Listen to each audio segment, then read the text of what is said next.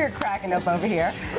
It is shower and wedding season. That's not why we were laughing. Yeah. I'm still thinking about Courtney being rocked by Adam Levine, but I'm still thinking about that too, actually. We should let you all join us for the commercials. That's really like where all the funny stuff happens. But anyway, we actually are in this next segment talking about wedding gifts and shower gifts, and should you get both, and what does the bride expect these days? We'll talk gift etiquette when we talk to our next guest, Ryan Connor, who's here from D Magazine. Hello. Welcome, Ryan. Thank you. Sorry, we totally threw you off there. No, that's fine. No.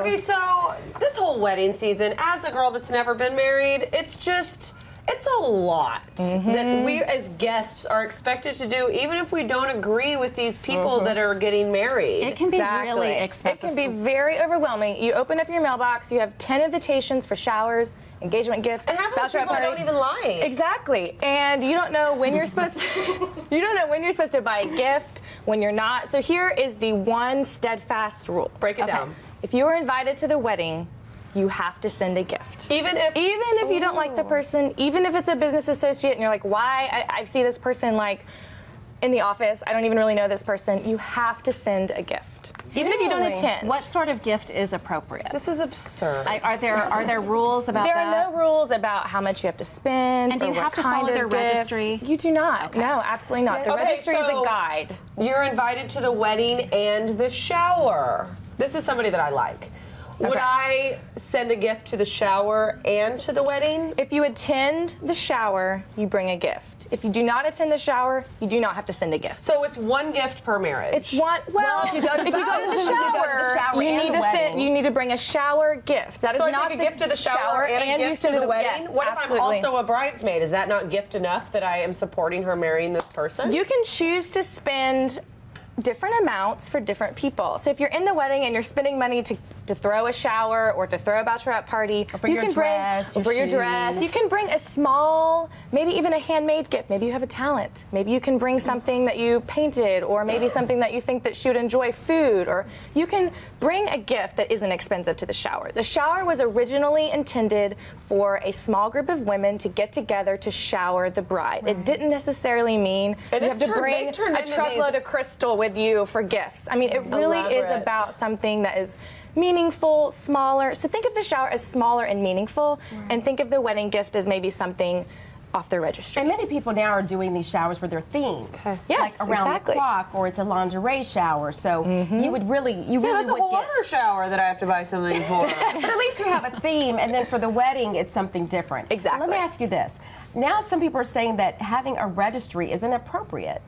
I don't necessarily agree with that. I think a registry is nice because it's a guide. If you maybe don't know the bride, you can see, okay, this is her taste. You don't know what her taste level is. Exactly. Yeah. Maybe she has this china that she's registered for. You don't necessarily want to spend $200 on a plate, but you say, oh my gosh, I found these tablecloths on Etsy. I think they'd look great with her china. So you can kind of use it as a taste level guide of like what color scheme she's going. Exactly. It helps you get to know the bride, kind of what she needs. Maybe she already has a full set of pots and pans and she doesn't need anything to cook with. I have a whole other question. Let's say people get married and then they get divorced and then they remarry. Do I have to then do this all over again for their second marriage? It depends on them.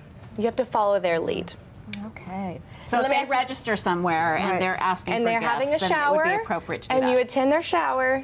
What about making? I'm so sorry, Pat. But I want to know, like, what about making like a charitable donation? I think that's perfectly acceptable. I think that's wonderful, and I think that a lot of people are now doing that for second marriages in lieu of gifts. Maybe a charitable donation to somewhere, and I have heard of people also registering for honeymoon. I'm kind of still on the fence about that. I don't know how I feel about it. Kind of weird. It feels a little just asking for gifts in like as many ways as they can get. Wait, they're asking for money to pay for their honeymoon? Like, I'm going to set up a PayPal account or an account to help pay for the honeymoon. Or people do that dance at the wedding where you like go and pin money on them, or I'm not into money. that. I'm like, I'm not into that. That's the tackiest. Yeah, Sorry, I probably wouldn't suggest that, but yeah. I think anytime a woman's up there dancing and getting money thrown at her, you need to be in a G-string and there needs to be a stripper pole. Someone's giving you it's a cash whole for a other event. That's more a bachelorette party. Yeah. So what do you do, Ryan, if a couple gets married and within a month it's annulled? Y'all are sorry. It's a no. Should the bride and groom give the gifts back? I think so. Yes. Yes, absolutely. Okay. I think the bride... Only if it's annulled? Or if they get a divorce within a year? I would hope that. I think within a month it would probably be an annulment, right? Right.